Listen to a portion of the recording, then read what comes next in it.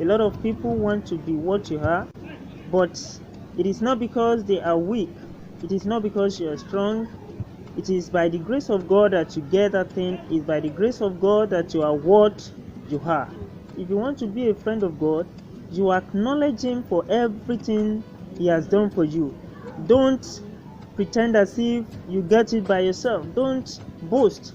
Don't do as if it is your power that has earned you what you are. If you don't acknowledge God for what God has given you, you cannot be His friend. You are going to be His enemy.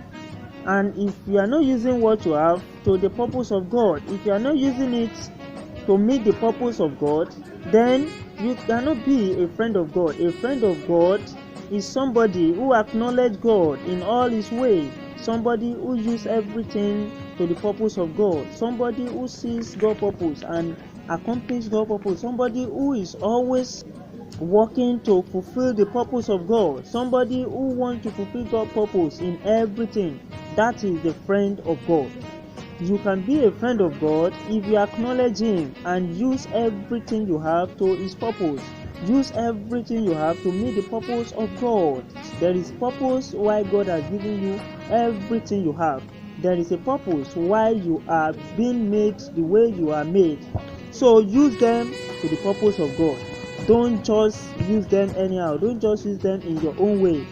Live for God and you will be His friend. By acknowledging God, you are going to become His friend. By using everything you have to meet the purpose of God, you are going to be His friend.